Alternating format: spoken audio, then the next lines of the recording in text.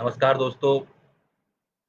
कल मैंने वादा किया था कि आज हम सुबह बात करेंगे आपसे नेहरू जी की कश्मीर नीति को लेकर।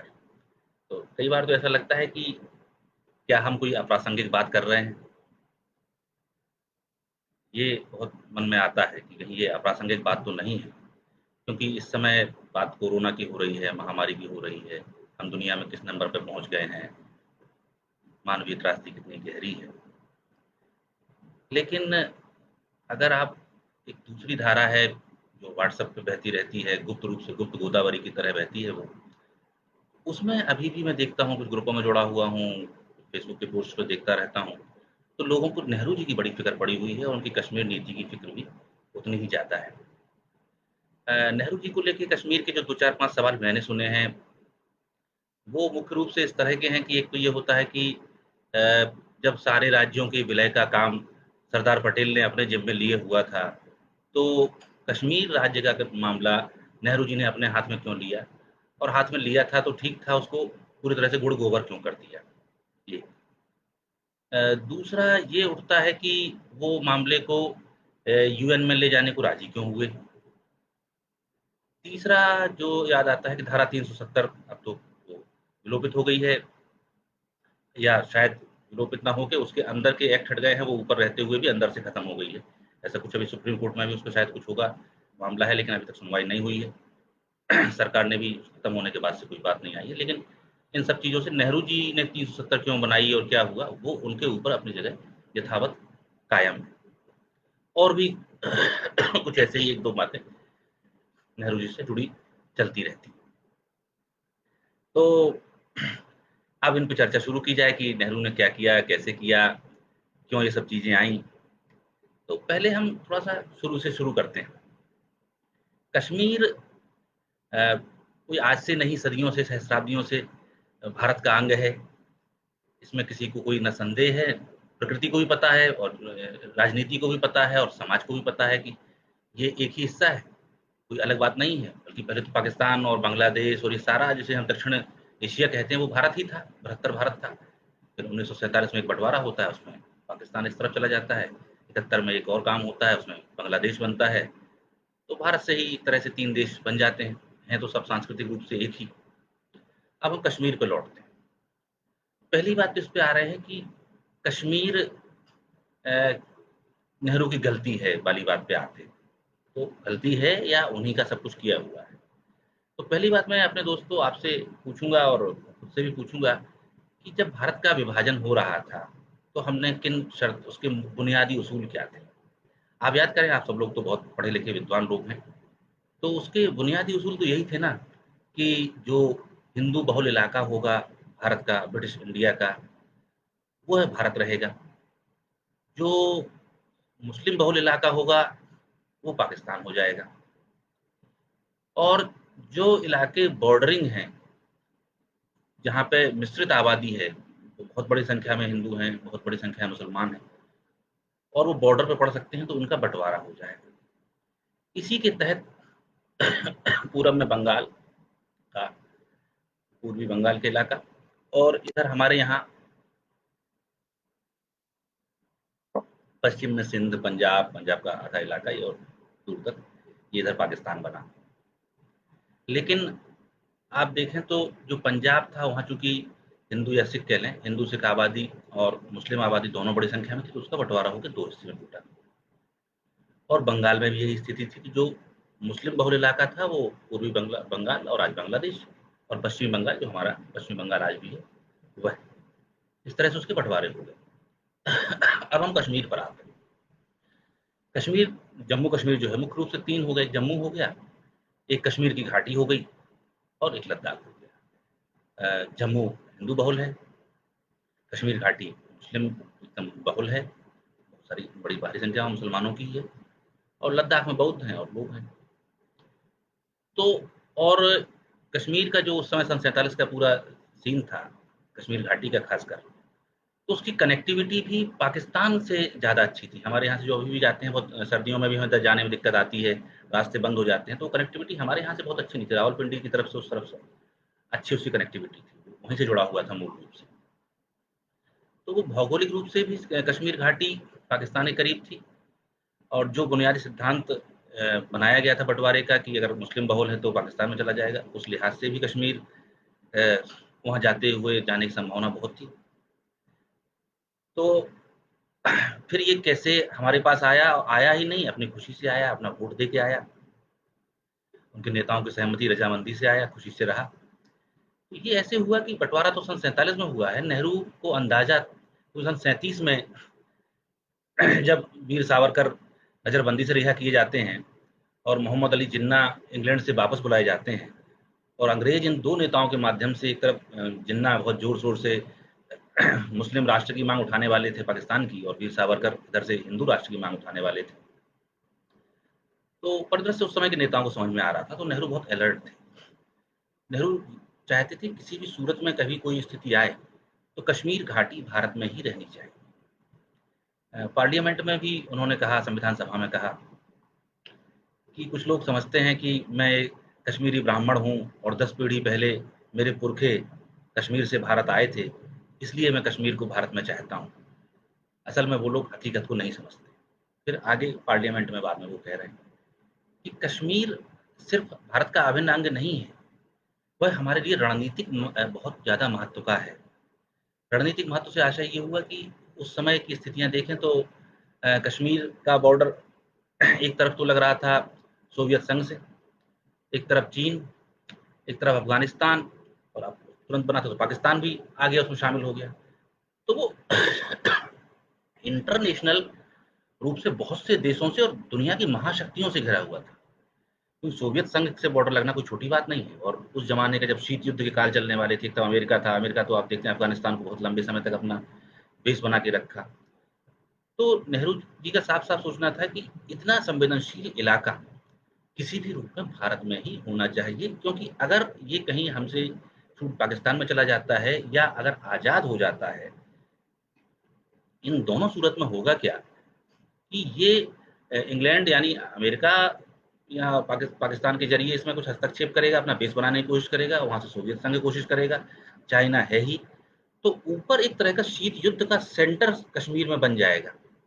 एक बात और उनके जो नेहरू बहुत ढंग से समझाते हैं, बाद में मुख्यमंत्रियों को समझाते हैं कि ये भारत का बंटवारा कोई इसलिए नहीं हुआ है कि ये हिंदू मुस्लिम से कोई समस्या के लिए थी। इसके बंटवारे की दूसरी वजह है, और वजह वो बताते हैं कि पेट्रोल में है, तेल में है, जो आज तक चली आ रही है। तेल पे कितना झगड़ा मचा रहता है। तो जो सारे अरब कंट्रीज़ थे, तो एक इंग्लैंड की इच्छा थी कि वो एक इस्लामिक ब्लॉक बनाए, और यही अमेरिका की भी इच्छा थी, क्योंकि ब्रिटेन का जब पावर खत्म हुआ तो अमेरिका दुनिया का दादा बन गया। तो दोनों का था कि इस्लामिक ब्लॉक बनना है, और वहाँ से वो अपनी सारी तेल की पॉलिटिक्स को ऑपरेट करें और रूस को भी ज़रा, सोवियत संघ को भी देखते रहें। तो उसमें ये हुआ कि पाकिस्तान इसीलिए बनाया कि उस पाकिस्तान में ही वो रिमोट कंट्रोल रखा जाना था कि जहाँ बैठ के इंग्लैंड अमेरिका आराम से अपनी सारी पॉलिटिक्स वहाँ की अरब देशों की निपटाएंगे। लेकिन पाकिस्तान में भी वो जो रखा जाना था जहाँ पे रिमोट, वो जगह कश्मीर घाटी होनी थी। इसलिए अगर पाकिस्तान बनना था तो अमेरिका की और इंग्लैंड की पूरी नीति थी कि वो उसे कश्मीर को पाकिस्तान में ले जाए। यही जो हम यूएन में गए तो वहाँ जाके इन देशों ने इसी तरह का बर्ताव किया भी हमारे साथ, जबकि शुरू में ऐसे ये नहीं बोल रहे थे। तो उन्होंने एंश्योर किया कि नहीं, हम ये काम नहीं होने देंगे। फिर वो आगे कहते हैं नेहरू कि अच्छा, ये भी संभव था कि कोई कहे कि पाकिस्तान में क्यों रखा जाना, रिमोट भारत में ही रख जाए, क्या बुराई है, तो फिर तो बंटवारे की जरूरत ही नहीं पड़ेगी। तो उन्होंने कहा, नेहरू कहते हैं कि भाई ये समस्या ये है कि भारत मानेगा नहीं इनकी बात। भारत एक आज़ाद मुल्क है, हम एक अलग सिद्धांतों के साथ बने हैं, हम अपनी नीतियाँ अपनी जनता के हिसाब से बनाएंगे। हम वो किसी महाशक्ति की चापलूसी करने के लिए हमारी नीतियाँ नहीं बनेंगी। हमारे राष्ट्रीय हित सर्वोपरि रहेंगे। अमेरिका के या ब्रिटेन के हित हमारे लिए महत्वपूर्ण नहीं हो सकते, और हम किसी को अपने देश में बेस बनाने की इजाज़त तो देंगे ही नहीं। आप देखें कि अमेरिका की ये नीति तब से चली आ रही है, आज भी ज़्यादातर देशों में वो अपने बेस बनाता है, वहाँ की सेनाओं का इस्तेमाल करता है, अपना पैसा लगाता है, तो अमेरिका का पैसा होता है, अमेरिका का हित साधा जाता है, सैनिक उस देश का मरता है। इसमें बहुत से देश तबाह हो गए। जैसे सबसे बड़ा उदाहरण हमारे सामने अफगानिस्तान है। अफगानिस्तान लगभग बर्बादी की कगार पर पहुंच चुका है, क्योंकि वो सोवियत संघ और अमेरिका की लड़ाई का बहुत बड़ा हिस्सा बना था। इसी तरह पाकिस्तान की जो स्थिति है वो पूरी तरह से अमेरिका के रहमो करम पे है। वहाँ से जो पैसा मिल जाता है, चलता है, वो विमान बेचेगा तो खरीदना है। तो उनकी विदेश नीति, बल्कि उनकी गृह नीति तक पूरी तरह से उनके यहाँ गिरवी हो गई है। उनके यहाँ किसी आतंकवादी को पकड़ना है तो अमेरिका बिना पूछे फौज भेज के उसे जहाँ चाहे उठा लेता है। तो इसका मतलब तो ये है कि हमारे यहाँ तो एक राज्य से दूसरे राज्य में पुलिस जाकर नहीं उठा सकती। तो उनकी ऑटोनॉमी, उनकी आज़ादी कहने को बची है, खत्म हो गई। तो उस आज़ादी को बचाने के लिए नेहरू ने ये तय कर रखा था कि हम ये नहीं मानने देंगे। अब ये काम हो कैसे? अगर बुनियादी सिद्धांत ये आ रहा है कि मुस्लिम बहुल इलाका पाकिस्तान में जा सकता है या बॉर्डर पे है तो उसका बंटवारा हो सकता है, तो काम कैसे किया जाए? लेकिन उसमें तीसरी शर्त थी। तीसरी शर्त ये थी कि जनता जहाँ रहना चाहेगी, वहीं वो रहेगी।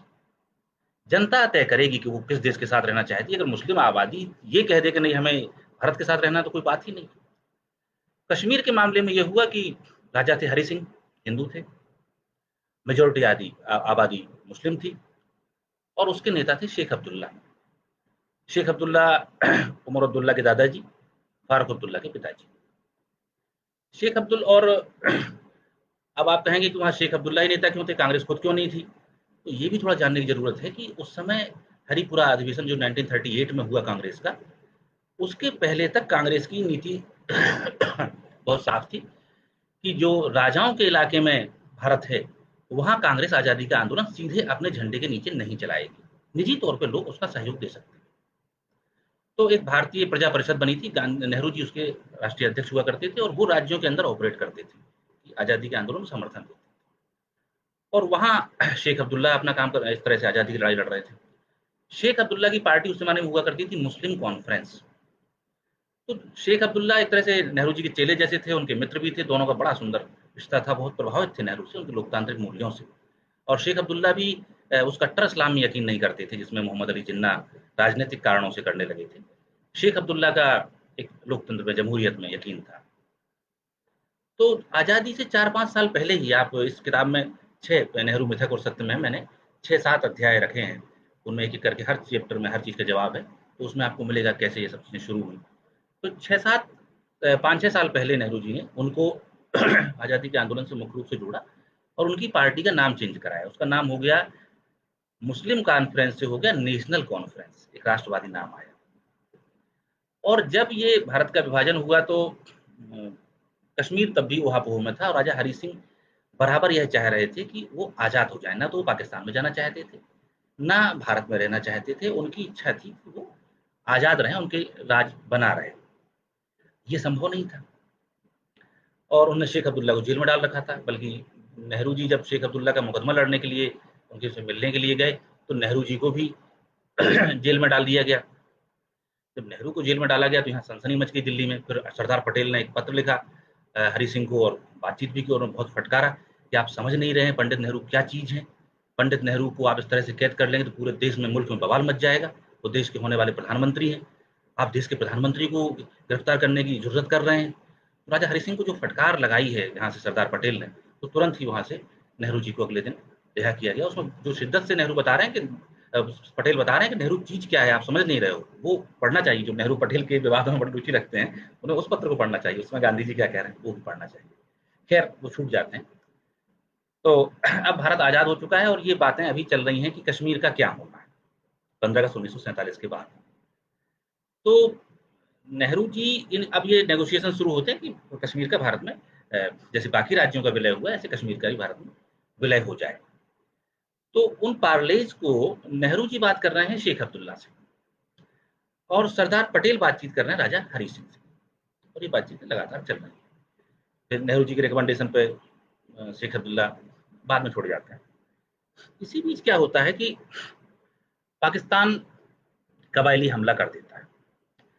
लेकिन कबायली हमले से करीब 2 महीने पहले नेहरू जी एक पत्र लिखते हैं सरदार पटेल को, और उन्हें बताते हैं कि किस-किस रास्ते से कितने कबायली कश्मीर पर हमला करने, कश्मीर घाटी पर हमला करने के लिए आ रहे हैं। उनके पास कौन-कौन से हथियार हैं, किस तरह के हथियार हैं, कितनी संख्या में हैं, और वो कह रहे हैं कि इस चीज़ को हमें रोकना बहुत ज़रूरी है। फिर वो आगे कहते हैं कि ये चीज़ें हमें किसी भी सूरत में अक्टूबर तक कश्मीर का विलय भारत में करा लेना है, क्योंकि अक्टूबर के बाद परिस्थितियाँ बहुत विकट हो जाएँगी, वहाँ बर्फ़ गिर जाएगी, हमारी सेनाएँ वहाँ जा नहीं पाएँगी, किसी तरह का सैनिक अभियान चलाना कठिन हो जाएगा। इसलिए आप राजा हरि सिंह को समझाइए कि विलय हो जाए, और इसी के बीच में वो पत्र लिखते हैं 2 महीने पहले कि इतने-इतने कबायली यहाँ हमला करने वाले हैं, और आप उन्हें समझा लीजिए। पटेल कोशिश करते हैं, लेकिन बात नहीं बनती।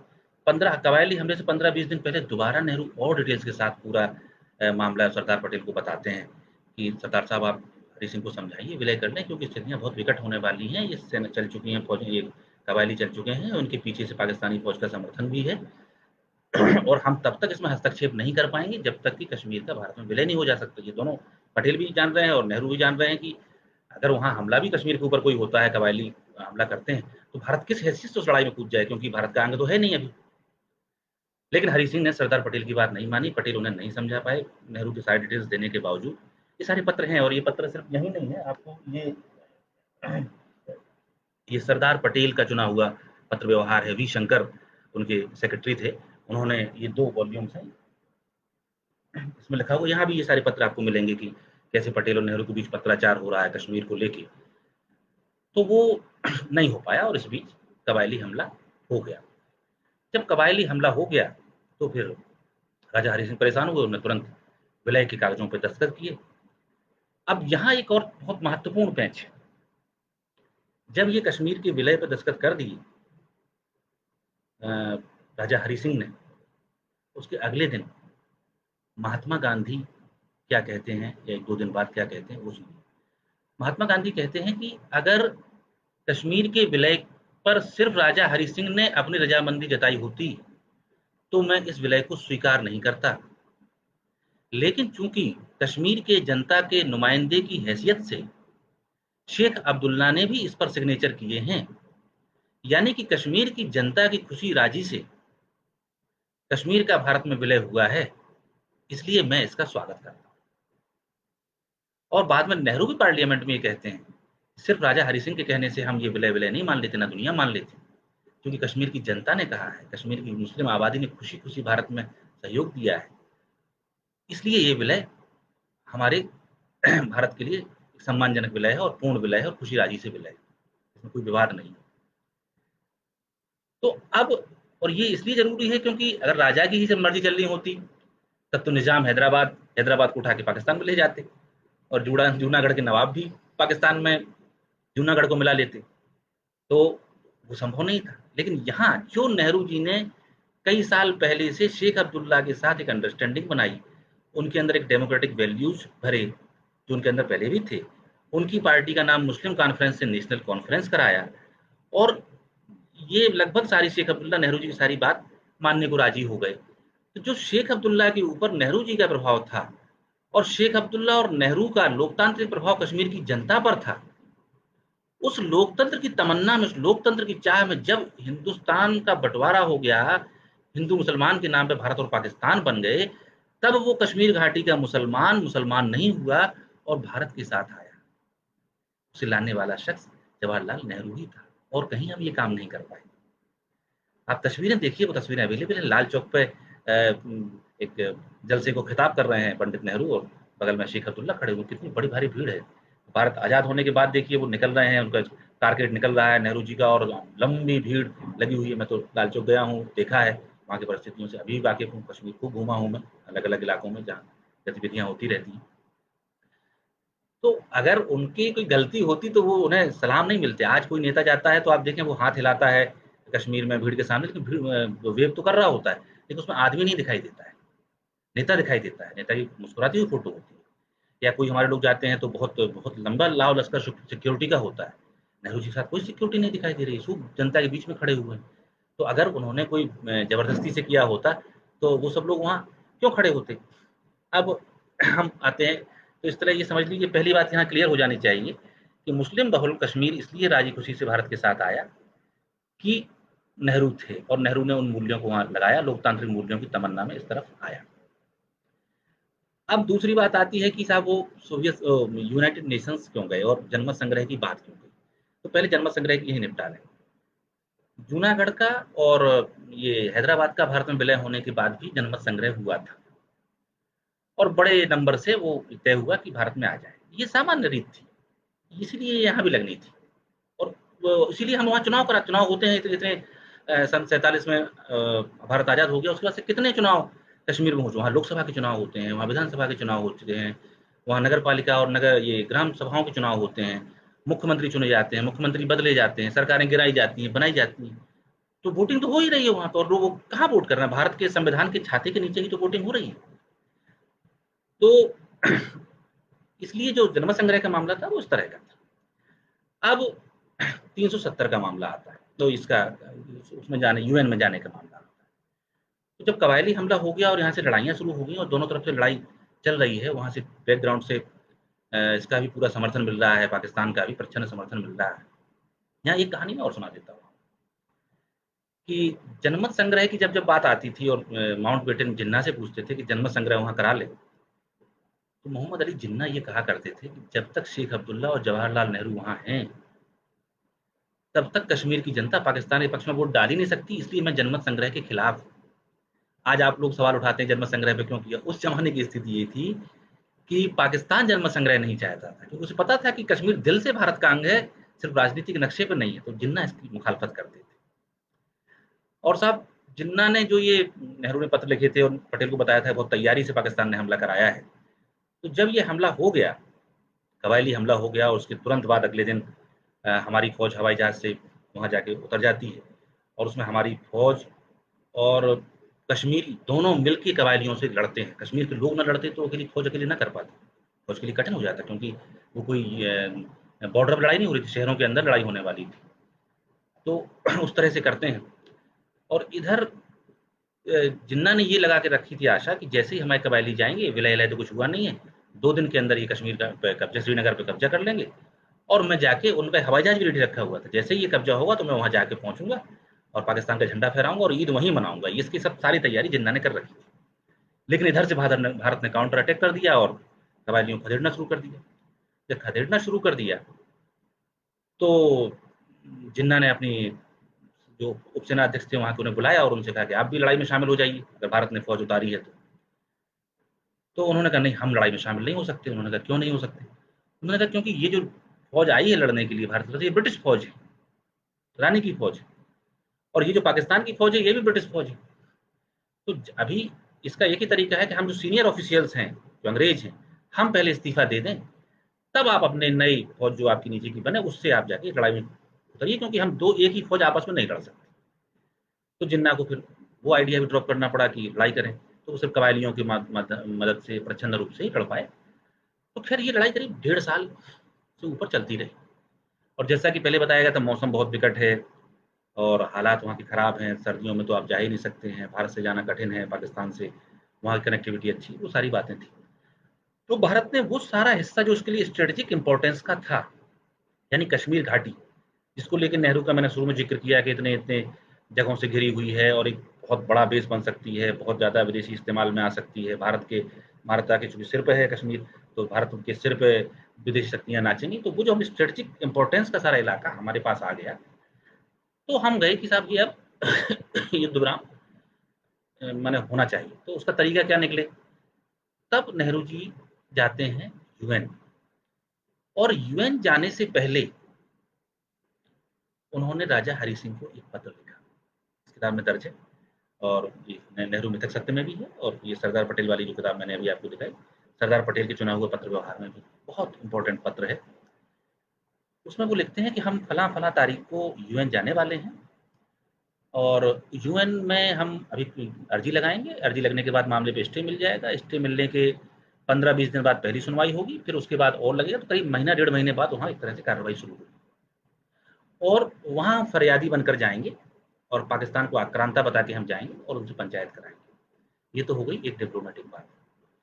दूसरी बात उन्होंने हरि सिंह से कही, लेकिन इस 1.5 महीने में जब वहाँ से स्टेटस को मिल जाएगा तो हम अपनी फौजी कार्रवाई को और तेज कर देंगे, वहाँ अपनी फौज और बढ़ा देंगे, और जहाँ जो जैसा अपने स्ट्रेटेजिक महत्व की चीज़ों पे हमें भारत में मिलाना है, सेना को लाना है, कबायलियों को खदेड़ना है, वो सारे काम हम उस ऐसे बल्कि इससे तेजी से करते रहेंगे। और आखिरी में एक बात और लिखी नेहरू ने, आखिरी लाइन उस पत्र की, फिलहाल इस सारी कार्रवाई को हमें गुप्त रखना है। ये गुप्त, नेहरू जो गुप्त में तो यकीन ही नहीं करता था, वो तो गांधी का शागिर्द, तो वहां गुप्तत्व वाला काम नहीं होता था, लेकिन देश का मामला है तो वहां जाने का था। वो 1.5 महीना हम बोरो कर रहे थे कि वहां अंकुश लग जाए और अंदर अंदर चूंकि हम पहुंच गए तो हम अपना और कर लें, और हमने वही किया, वही नेहरू ने किया। दूसरी चीज, जनमत संग्रह के पहले उसमें जो शर्तों के साथ हम गए थे यूएन में, वो शर्तें आप पढ़ेंगे तो आपको पता चलेगा कि मामला है क्या। उन शर्तों में था कि यथास्थिति बहाल होने के बाद जनमत संग्रह होगा, यानी कि पीओके जो पूरा है, जो आज पाक ऑक्युपाइड कश्मीर है, उसको पूरे को पहले पाकिस्तान खाली करे, वहां से उसकी एक एक फौज चली जाए, सब चीजें वापस चली जाएं, उसके बाद और स्थितियां शांतिपूर्ण हो जाएं, नॉर्मल हो जाएं, तब वहां कोई जनमत संग्रह होगा। और यूएन जाने में एक चीज और लगाई थी, यूएन में जो प्रस्ताव गया था उसमें कश्मीर की आजादी का विकल्प ही नहीं है। उसमें यही था कि या तो कश्मीर भारत में जाएगा या कश्मीर पाकिस्तान में जाएगा। तो एक ऐसे समय में जब मोहम्मद अली जिन्ना ये कह रहे हैं कि वहां मैं जन्म संग्रह नहीं कराऊंगा क्योंकि नेहरू और शेख अब्दुल्ला के प्रभाव में कश्मीर के लोग उन्हीं को वोट देंगे, तो क्या ये गलत था? जब हम दो जगह वोट पा चुके थे और यहाँ दूसरा राष्ट्रपति प्रधान वहाँ का गवर्नर जनरल पाकिस्तान का ही जानता है कि भारत में ही जाएगा, उन्हीं के साथ जुड़े हुए हैं, तो कौन सी कठिन बात थी? और दूसरा ये लगाना कि यथास्थिति, परिस्थितियों पर बहुत जोर दिया, बार बार पार्लियामेंट में भी आगे चल के जब जब डिबेट आती है नेहरू समझाते कि हमने परिस्थितियों पर जोर दिया है। आज भी हमारी सरकारें जब यूएन में कोई बात आती है या कोई भी अंतर्राष्ट्रीय मुद्दा आती है तो पहले कहते यथास्थिति बहाल होगी तो देखेंगे। तो पहले उन्हें हटना है, उन्हें जानना है, हमें कहीं कुछ नहीं करना है। और तीसरी और आखिरी बात, लंबे समय से ना तो पाकिस्तान उनके कब्जे वाले इलाके में और ना जो हमारा अपना हिस्सा है, जो हमारा कश्मीर है, वहाँ हम यूएन की किसी एजेंसी को आने ही नहीं देते। तो अगर यूएन में जाना इतनी बड़ी बात थी तो यूएन की एजेंसी को हम आने से कैसे रोक लेते हैं? इसका मतलब इसमें प्रोपेगेंडा ज्यादा है। असल में होता क्या है, नेहरू ने बहुत पहले समझाया था जब वो नौजवान ही थे, जो फासिस्ट शक्तियां होती हैं उनका एजेंडा नेगेटिव होता है और सरल होता है। तो एक ऐसी बात, और वो उन नौजवानों को बहुत आकर्षित करता है जो जिंदगी में बहुत कामयाब नहीं होते, जो बहुत शार्प नहीं होते, मीडियोकर्स होते हैं। और समाज में हमेशा मध्यम वर्ग और एक सामान्य औसत बुद्धि के व्यक्तियों की संख्या हमेशा ज्यादा होनी चाहिए और होती है। तो सिंपल और नेगेटिव होने के कारण ये लोगों को आकर्षित बहुत करता है। तो ऐसे दो और दो पांच वाले सवाल ये आपके दिमाग में डाल देते हैं धीरे से, और उसके सारे डिटेल्स हटा देते हैं, जबकि डेविल्स लाइज इन डिटेल्स जो कहावत है वो वहां जाने नहीं देते, उसके बाद दूसरी जगह ले जाते हैं। तो आप, मेरा तो निवेदन है कि और विस्तार से पढ़ें, बहुत अच्छी अच्छी कश्मीर नामा किताब अशोक पांडे जी की है, एक कश्मीर पे सैफुद्दीन सूद साहब ने बड़ी अच्छी किताब लिखी है, और भी किताबें हैं, 6-7 अध्याय, अगर छोटे छोटा मूल मूल सारा इस विवाद के आसपास पढ़ना है तो मेरी किताब पर्याप्त है, आप पढ़ सकते हैं। तो ये मामला हुआ साहब कि इसलिए हम यूएन गए थे, जिससे हमें आज तक कोई नुकसान नहीं हुआ। कहीं कोई एक बता दे कि एक अक्षर का हमें नुकसान पिछले 70 साल में हुआ है तो स्वीकार किया जाएगा। अब आती है धारा 370। तो जब हमने कश्मीर से, जो उसकी डर था कि वो पाकिस्तान में ना चला जाए, मुस्लिम मेजोरिटी थी, इतना विवाद था, और अंतर्राष्ट्रीय सारी वजहों से हमें अपने पास चाहिए था, तो कुछ रियायत तो उसे देनी पड़ेगी। जहाँ राजा इतना रिलेक्टेंट हो तो राजा भी रियायतें चाहता था ना, ऐसे जल्दी हम नहीं आ जाएंगे। तो उसे वो 3 रियायतें मिली जो सरदार पटेल ने सारे राज्यों को दी। अगर आप ध्यान करें तो भारत जब आज़ाद हुआ तो 500-600 रियासतें थीं जो आज़ाद थीं, और जिन्हें उस आज़ादी के एग्रीमेंट के हिसाब से तो उनके पास पूरे अख्तियार थे कि वो अपना करें। तब ये हुआ था कि 3 मुद्दों का हुआ था कि एक तो उनका इन्फॉर्मेशन और फाइनेंस और ये विदेश, ये 3 मामलों के साथ वो भारत में विलय कर लें अपने अपने राज्य, माने वो सेना नहीं रखेंगे, भारत की सेना के साथ रहेंगे, भारत की मुद्रा वहाँ चलेगी और कम्युनिकेशन नेटवर्क हमारा होगा। इन 3 पे वो राजी हो जाएँ तो भारत में अंदर आ जाएँ। इन्हीं 3 शर्तें 300 धारा 370 में थी जिनके तहत कश्मीर आया था। बाकी राज्यों ने धीरे-धीरे अपने विलय को बढ़ाते गए। कश्मीर का विलय भी एक तरह से देखा जाए 370 भले ही वहाँ बनी रहे, विलय बढ़ता ही रहा। आप याद करिए, पहले देश के हर मुख्यमंत्री को प्रीमियर कहा जाता था। तो कश्मीर का जो मुख्यमंत्री होता वो प्रधानमंत्री कहलाता था। बाकी लोग जल्दी मुख्यमंत्री कहलाने लगे, कश्मीर वाला काफी दिन तक चलता रहा, फिर वो भी मुख्यमंत्री हो गया। फिर आप देखें कि करीब 30 साल से ऊपर तो वहां हमने राष्ट्रपति शासन अपना लगा के रखा है। तो ये जो जुमला आता है कि वहाँ भारत का संविधान लागू नहीं होता, अगर भारत का संविधान लागू नहीं होता तो राष्ट्रपति शासन वहाँ कैसे चलता रहा 30 साल तक? फिर 38 साल संभवतः अभी तक के उसमें राष्ट्रपति शासन रहा है, और अब और बढ़ गया होगा क्योंकि अभी भी चल रहा है। फिर आप देखिए कि राष्ट्रपति शासन वहाँ चलता रहा, और ये सेना वाला कानून जो आफ्सपा होता है, जो उधर पूर्वोत्तर में चल रहा है, और इधर कम से कम 30-32 साल से लगातार कश्मीर में चल रहा है। तो जब कहीं हम सैनिक कानून लगाते हैं तब तो वो इलाका ज़्यादा खतरनाक तरीके से कह लूँ या ज़्यादा सख्ती से कह लूँ केंद्र के अधीन आ जाता है, केंद्र सरकार के अधीन आ जाता है। बनिस्बने आज अगर आफ्सपा कश्मीर में लगा है और यूपी में नहीं लगा है, तो यूपी पे केंद्र का उतना कंट्रोल नहीं है जितना कश्मीर पे है। आज की बात नहीं करूँगा, सरकार भी वहाँ चुनी हुई होती है और वो केंद्र शासित प्रदेश ना भी होता तब भी होता है। तो ये सिर्फ मन का भ्रम है कि 370 के कारण हम वहाँ ये नहीं कर पाते थे, हम वहाँ वो नहीं कर पाते थे। जब आप वहाँ राष्ट्रपति शासन लगा सकते हैं, जब वहाँ आप सैनिक कानून लगा के रख सकते हैं, जब वहाँ हर दरवाजे के आसपास आप अपना सिपाही खड़ा कर सकते हैं, बॉर्डर्स पे तो हमारी फौज जो है सो है ही। तो ये सिर्फ एक मन का भ्रम फैलाया गया कि वहाँ हम ज़्यादा बेहतर तरीके से, वो भारत का अभिन्न अंग नहीं, वो तो अभिन्न अंग की तरह, वो तो अभिन्न अंग था, अभिन्न अंग से ज़्यादा अभिन्न अंग था, तो अभी भी है, आगे बना रहेगा। तो 370, और उस समय 370 को एक टूल बनाया गया था विलय का। तो जब ये विलय हुआ और तो ये कहा गया कि व्हीकल व्हीकल ऑफ वो विलय का सेतु जैसा कहा गया, माने पुल था। तो 370 कश्मीर और भारत के बीच में एक पुल था जो पाकिस्तान को दूर भगाता था। बाद में इसकी ऐसी व्याख्या की गई कि नहीं, ये पुल नहीं था, ये तो साहब दीवार थी। अब एक चीज और यहाँ जोड़ लो कि जिस दिन ये पुल बनाया गया था, जिस दिन धारा 370 बनाई गई थी, संविधान सभा ने जिस दिन इसे पास किया था, उस दिन पंडित जवाहरलाल नेहरू अमेरिका में थे, भारत में नहीं थे।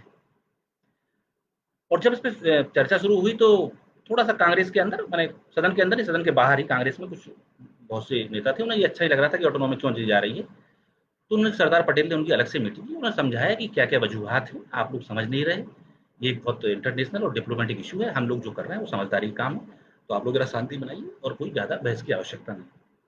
इसलिए जब 370 का प्रस्ताव वहाँ आया संविधान सभा में, तो लगभग बिना बहस के पास हो गया, उस पर कोई बहस ही नहीं हुई, और नेहरू जी उस दिन भारत में नहीं थे। तो ये जो किताब अभी मैंने आपको दिखाई थी सरदार पटेल वाली, इसकी भूमिका में ही वी शंकर लिखते हैं कि धारा 370 भारत के संविधान में शामिल कराना सरदार वल्लभ भाई पटेल की एक बहुत बड़ी सिद्धि थी। वो इसका सारा श्रेय वी शंकर सरदार पटेल को ही दे रहे हैं। वी शंकर कोई नेहरू जी से जुड़े हुए व्यक्ति नहीं, सरदार पटेल के ही निजी सचिव थे, और ये पुस्तकों भी उन्होंने लिखी, कुछ जगह सरदार की छवि करने की कोशिश हुई थी, उसके जवाब में उन्होंने ये चुना हुआ पत्र व्यवहार लॉन्च किया। तो इस तरह, और आपको एक और दिलचस्प किस्सा सुना दूं यहीं, कि जब 370 पास हो रही थी तो किसी ने विरोध नहीं किया। किसी ने का मतलब है कि श्यामा प्रसाद मुखर्जी ने विरोध नहीं किया, और भी दूसरे लोग जिनका आज जिक्र आता है, महावीर त्यागी जी का अक्सर जिक्र आता है, उन्होंने विरोध नहीं किया। बहुत से लोग, तमाम लोग, मैंने चाहे वो दक्षिणपंथी स्वभाव का व्यक्ति रहा हो, चाहे डॉक्टर अम्बेडकर रहे हों, चाहे समाजवादी लोग रहे हों, किसी ने भी विरोध नहीं किया। सिर्फ एक आदमी ने विरोध किया था, उसने दूसरी वजहों से किया था, और वो कौन? वो कोई नेता नहीं था बाई बर्थ, वो बाई बर्थ शायर था। आपने वो गजल सुनी होगी ना, चुपके रात दिन आंसू बहाना याद है, गुलाम अली गाते हैं, बहुत मशहूर गजल। तो उसके जो शायर थे, अभी मैं नाम मिस कर रहा हूँ, तो अभी आ जाएगा, आप लोगों को पता ही होगा। उन्होंने भर कहा था कि 370 क्यों बन रही है। तो वहां किसी नेता ने, किसी राष्ट्रवादी ने, किसी छद्म राष्ट्रवादी ने, किसी कथित राष्ट्रवादी ने, किसी अलगाववादी ने ये सवाल नहीं उठाया था कि 370 क्यों आई। सिर्फ एक शायर ने पूछा था कि क्यों आई। वो तो बाद में जब राजनीतिक जरूरतें लोगों को पड़ी, तो वो 370 के मामले को उठाते चले गए। तो जो अब हम ऑटोनॉमी पे लौटे, तो वही ऑटोनॉमी की शर्तें इसमें 370 में लगाई। तो 370 पास करते समय भी ये कहा गया था कि ये टेम्परेरी है, आगे चल के कश्मीर की जनता और भारत की जनता तय करेगी, तो इस विलय को आगे बढ़ा लेगी, जैसे हमने बाकी राज्यों में बढ़ाया है, तो आज बढ़ाया है। आज जब ये चीजें 370 हटी है, इसकी तरीके पे आपत्ति हो सकती है, और जो है जिसके लिए सुप्रीम कोर्ट में गई है कि भाई क्यों ना वहाँ विधानसभा उस समय एक्टिव होती और विधानसभा में एक प्रस्ताव पास होता, और प्रस्ताव भारतीय सरकार के पास आता, और फिर हम उसको 370 को खत्म करते, तो कितना खुशनुमा, कितना खूबसूरत लगता, अंतर्राष्ट्रीय स्तर पर भी हमारी वाहवाही होती। ये बात हो रही, लेकिन उसमें ये नहीं कर, और इस आधार पर वहाँ की विधानसभा कर सकती है कि चूंकि भारतीय संविधान सभा की वारिस हमारी संसद है, और वहाँ की जो संविधान सभा थी उसकी वारिस जो वहाँ की विधानसभा है, तो उन दोनों को एक तरह से, और कानून विशेषज्ञ इसमें बता दें, तो उसे खत्म होने की गुंजाइश है, उसी में शामिल थी, लेकिन सबकी मर्जी से, सबकी खुशी से, सबकी राजी से थी। उसके तरीके और पारदर्शी और बेहतर हो सकते हैं, क्योंकि पार्लियामेंट में जब जब चीजें की जाती है, लंबी लंबी बहसें हुई, एक चीज पर लंबी बहस होती है, इसमें थोड़ी कम हो पाई, इसलिए बात आती है। दूसरी मन मर्जी, और मर्जी में कागज पे मर्जी एक होती है, एक दिल से मर्जी होती है। तो दिल से जितनी ज्यादा मर्जी आ जाएगी, उतना ज्यादा प्रेम हो जाता है। अब कई लोग और ऐसे महापुरुष भी हैं जो आतंकवाद को, जो कश्मीर में चलता रहता है, लोग बंदूक उठाते हैं, दहशतगर्दी होती है, उसके लिए कश्मीर वहां चले जाते हैं नेहरू जी के पास। तो उनसे ये सवाल है कि नेहरू जी मर गए सन 64 में, और आज आगे 2020। अब जरा इतिहास की कोई किताब या कोई अखबार या कैलेंडर के पन्ने जरा पलटिए और बताइए कि कश्मीर में आतंकवाद कब आया। तो आप पाएंगे कि वहाँ अर्ली 80s में जाके आतंकवाद की सुगबुगाहटें शुरू हुई। लगभग वहाँ का आतंकवाद कश्मीर का और यहाँ खालिस्तान वाला आपका पंजाब का एक साथ से आते हुए दिखते हैं, डेट्स थोड़ी आगे पीछे हो सकती है। तो नेहरू 47 में देश आज़ाद होता है, 64 में नेहरू मरते हैं और सन 80 तक वहाँ आतंकवाद नहीं आ पाता है। अगर नेहरू ने गलती की थी तो उनके सामने ही आ जाना चाहिए था, उनके मरने के बाद आ जाना चाहिए था। तो आज़ादी के 40-50 साल बाद तक वहाँ शांति पड़ी हुई है, लोग आराम से रह रहे हैं और हमारे शम्मी कपूर जाके कश्मीर की कली फिल्म की शूटिंग कर रहे हैं और बड़ी खूबसूरत फिल्में वहाँ बन रही हैं, क्रिकेट के मैच वहाँ हो रहे हैं, वहाँ के लोग यहाँ आ जा रहे हैं, वहाँ का व्यक्ति हमारा गृह मंत्री बनता है, तमाम चीज़ें सब चल रही हैं आराम से। भाई सारे देश अब नेहरू क्या करते हैं, वो तो सब करके चले गए थे। अगर उन नीतियों में कोई दिक्कत होती तो लड़ाई तभी शुरू हो जाती। हाँ, युद्ध हुए हमारे पाकिस्तान से हुए, कश्मीर से थोड़ी हुए, और उसमें हमने हराया, नेहरू जी ने हराया, फिर लाल बहादुर शास्त्री ने हराया, फिर इंदिरा गांधी ने तो ऐसा हराया कि 2 टुकड़े कर दिए। फिर हमने 99 में जब कारगिल में हमारी पीठ में छुरा मारा गया, हम फिर लड़े और फिर अभी हम बालकोट गए। तो अब इस सब के लिए नेहरू जी से क्या लेना देना है? मैंने कोई कहने को तो आप सब कह सकते हैं, कहने का अधिकार है लोगों को, अभिव्यक्ति की आज़ादी है, लेकिन अभिव्यक्ति की आज़ादी के नीचे एक कॉमन सेंस बना रहे, तो एक बात अच्छी बनती है।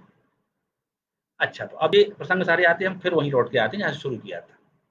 तो साहब शेख अब्दुल्ला को विलय पे दस्तखत हो गए, गांधी जी ने भी उसका स्वागत कर दिया, कबायली लड़ाई भी हमने शुरू कर दी। तब नेहरू जी ने ये किया कि राजा हरि सिंह को वहाँ से बाहर निकाला, क्योंकि चुनी हुई सरकार बननी थी। शेख अब्दुल्ला वहाँ के प्रधानमंत्री बन गए, उसमें प्रधानमंत्री कहलाता था, थे मुख्यमंत्री। लेकिन उसके बाद शेख अब्दुल्ला की महत्वाकांक्षाएं जागी और उन्होंने सोचा कि हम आज़ाद कश्मीर की बात उन्होंने की। जैसे ही उन्होंने ये बात कही तो नेहरू ने उठाया, उन्हें अपदस्थ किया, उनकी सरकार को सैक किया और उन्हें जेल में डाल दिया। जो उनका जिगरी दोस्त था, जिसके दम पर वो कश्मीर को भारत में विलय कराया था, उस शेख अब्दुल्ला के सुर जब भारत के सुर से नहीं मिले तो जवाहरलाल नेहरू ने 1 मिनट की देरी नहीं की कि हम क्या कर रहे हैं, और शेख अब्दुल्ला को जेल में डाल दिया। और कोई थोड़े बहुत दिन शेख अब्दुल्ला जेल में नहीं रहे, 10 साल शेख अब्दुल्ला को जेल में नेहरू ने रखा, लगभग उतना ही समय जितने समय खुद नेहरू आज़ादी की लड़ाई में जेल में रहे थे। और ये आगे हम बढ़ते हैं कि शेख अब्दुल्ला कब छूटे और नेहरू ने क्या किया। लेकिन इंसानियत देखिए, एक प्रसंग इस किताब में भी लिखा है, अन्य पुस्तकों में भी आपको मिलेगा कि जब शेख अब्दुल्ला जेल में थे तो फारूक अब्दुल्ला जयपुर में पढ़ा करते, डॉक्टरी की पढ़ाई कर रहे थे और उन्हें अपनी फीस देने के लिए पैसे नहीं थे, कोई संकट आया। तो ऐसा कुछ जिक्र आता है कि उन्होंने अपने बाप से कहा, शेख अब्दुल्ला से कहा कि पिताजी मेरे पास फीस के लिए पैसे नहीं। तो शेख अब्दुल्ला ने कहा मुझसे क्यों मांगते हो, नेहरू से मांगो। तो किसी कार्यक्रम में नेहरू जी वहाँ गए तो वहाँ शेख अब्दुल्ला आके उनसे मिले। देखिए आपकी एक व्यक्ति जो जेल के अंदर बंद है और इतने कश्मीर और पाकिस्तान और भारत तीनों के बीच में एक मामला चल रहा है, अंतर्राष्ट्रीय मामले को लेके उसे जेल में बंद किया गया है, उसका बेटा प्रधानमंत्री से आके एक कार्यक्रम में आसानी से मिल लेता है। कोई देशद्रोही, कोई गद्दार, कोई शक, कोई सुबह, कोई सिक्योरिटी, कुछ नहीं। ये मर्दानगी होती है, मर्दानगी। ये गांधी को आप कहीं पढ़ेंगे समझेंगे मर्दानगी ये होती है। चिल्ला चोट करना मर्दानगी नहीं होती है, मुंह चलाना मर्दानगी नहीं होती। वो मिलते हैं फारूक अब्दुल्ला आके नेहरू जी से और वही बात कहते हैं साहब फीस के पैसे चाहिए। नेहरू जी के बारे में बहुत से किस्से सुने होंगे, वो जेब में अच्छी कोई प्रॉपर्टी थी नहीं उनके ऊपर, सब दान वान कर चुके थे। जो तनख्वाह जो मिलती थी प्रधानमंत्री को वो भी दान ही करते रहते थे। तो अक्सर वो अपने दोस्तों से, उनके जेब में पैसा नहीं रहता था, दोस्तों से पैसा उधार मांगते। तो वहाँ जो चीफ मिनिस्टर थे या कोई थे, उनसे उन्होंने कुछ पैसे मांगे या उनसे कहा कि आप शेख अब्दुल्ला का, फारूक अब्दुल्ला का इंतजाम कर दो, उनकी फीस चुका दो। तो एक तरफ राष्ट्र के लिए शेख अब्दुल्ला 10 साल जेल में रहेंगे, लेकिन मित्र के नाते उनके बेटे की फीस भी चुकाई जाएगी। ये खुद फारूक अब्दुल्ला ने कहीं किस्सा बताया था। और उसके बीच में भारत और उनके पैक्ट हो रहे हैं, लंबी हमारे और पाकिस्तान की बातचीत चल रही है, हम शांति पे पहुंच रहे हैं। सन 64 आ जाता है और अब नेहरू सोच रहे हैं कि मैं कश्मीर के मुद्दे का परमानेंट समाधान करूंगा। और लगभग हमने सारे रणनीतिक रूप से, फौजी रूप से, बातचीत के स्तर पे, अंतर्राष्ट्रीय स्तर पे सब चीजें सेट कर ली। और कश्मीर में हमें, एक तो कश्मीर हमारे साथ खुशी से है ही, लेकिन कोई उन्हें उकसाए भड़काए तो वो गुंजाइश भी हमने खत्म कर दी। फौज का इंतजाम भी हमने पूरा कर लिया। तब नेहरू शेख अब्दुल्ला को जेल से निकालते हैं और जेल से निकालने के बाद उनकी कोशिश संपूर्ण कश्मीर के एकीकरण की थी। तो बातचीत के लिए शेख अब्दुल्ला को पाकिस्तान भेजते हैं और वहां बातचीत करते हैं। फिर शेख अब्दुल्ला पाक ऑक्युपाइड कश्मीर, गुलाम कश्मीर हम जिसे कहते हैं, पाक अधिकृत कश्मीर कहते हैं, पाकिस्तानी कब्जे वाला कश्मीर कहते हैं, वहां जाते हैं और वहां बड़ी-बड़ी रैलियां करते हैं, लोगों से बातचीत करते हैं। तो नेहरू ने उस शेख अब्दुल्ला को, जिसके माध्यम से एक जमाने में कश्मीर का भारत में विलय हुआ था और जिसकी आज़ादी की मांग के बाद जिस 10 साल जेल में रखा गया था, उसे फिर बाहर लाते हैं और उनके माध्यम से सोचते हैं कि दोनों कश्मीरों में एका हो और पूरा कश्मीर शांति से भारत के साथ रहे। मुजफ्फराबाद जो सबसे बड़ा शहर है पीओके का, राजधानी भी कहलाता है। हम राजधानी तो मान नहीं सकते, क्योंकि जब श्रीनगर एक पूरे कश्मीर की राजधानी है, तो मुजफ्फराबाद कैसे हो सकती है?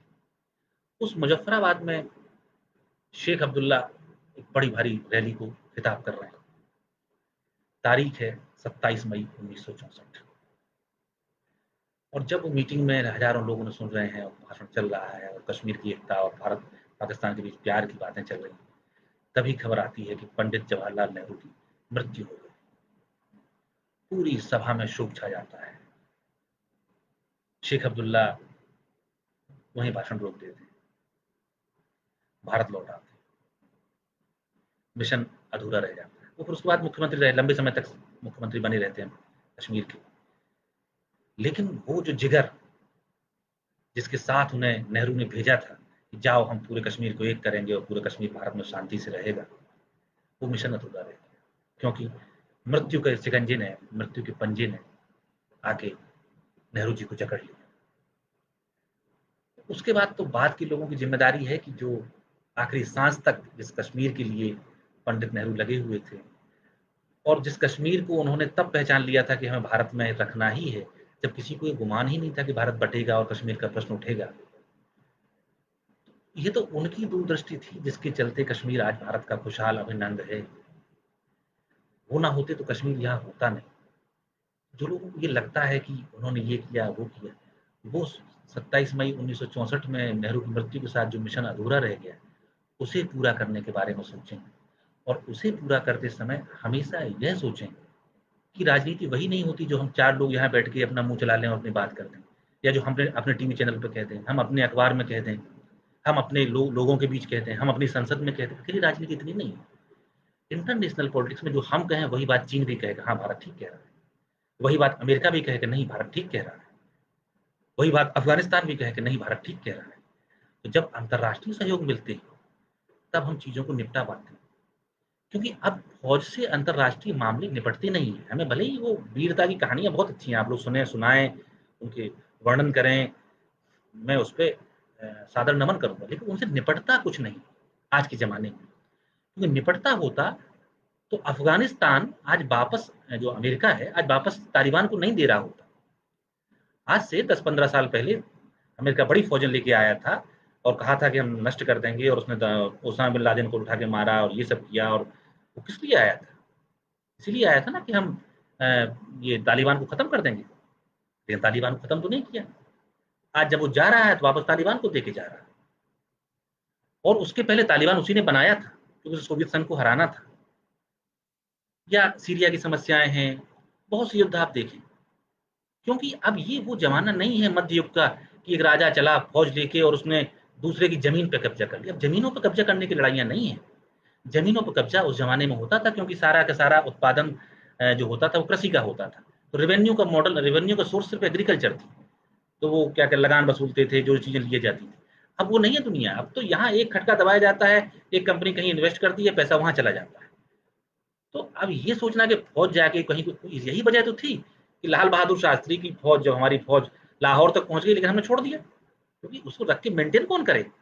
अगर हम किसी की मर्जी के खिलाफ वहां काबिज हो जाएंगे तो वहां की जनता रोज रिवोल्ट करेगी, हमें अपने सिपाही मरवाने पड़ेंगे, वहां लड़ाइयां लड़नी पड़ेंगी। क्या वजह थी कि जब इंदिरा गांधी ने इतनी बड़े फतेह हासिल की और पाकिस्तान के 2 टुकड़े कर दिए, तो वो चाहती तो बांग्लादेश का भारत में विलय करा लेती, कहती बंग भंग से पूर्व तो ये तो हमारा ही हिस्सा है, लेकिन नहीं किया। वो 91,000 सैनिकों को उन्होंने क्यों छोड़ दिया?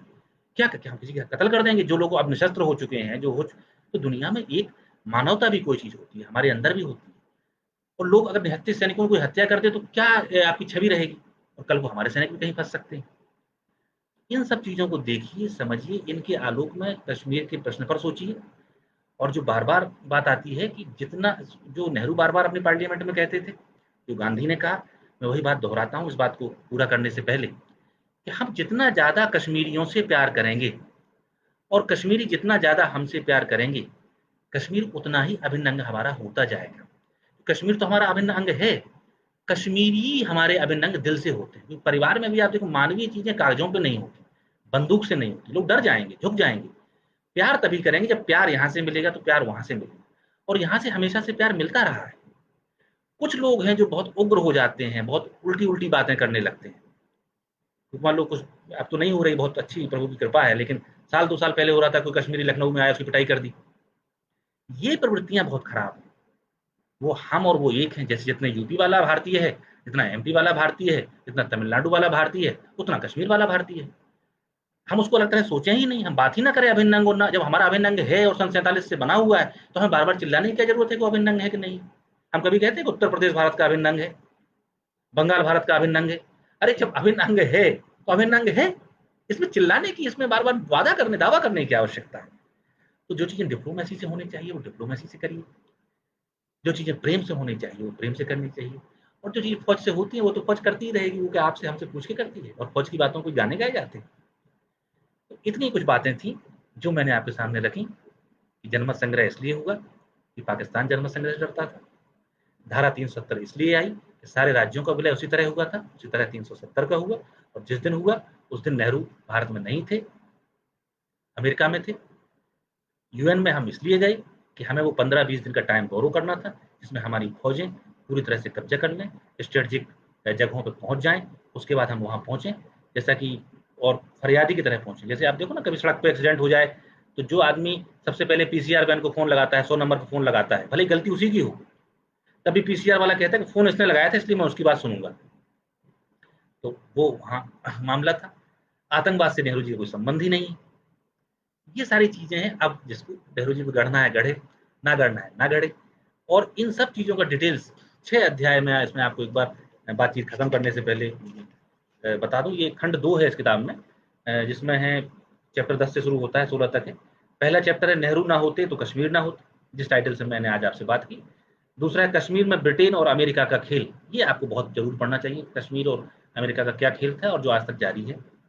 जब कश्मीर पर चूक गए पटेल, ये वो वाला प्रसंग है जो मैंने अभी आपको सुनाया कि नेहरू ने कबायली हमला होने से 2 महीने पहले, डेढ़ महीने पहले पूरे डिटेल्स के साथ पत्र लिखा सरदार पटेल को कि कबायली हमला होने वाला है, इतने सारे कबायली इस तरह के हथियारों के साथ कश्मीर में एंट्री करने वाले हैं, और हमें सर्दी से पहले किसी भी हालत में कश्मीर का विलय करा लेना है।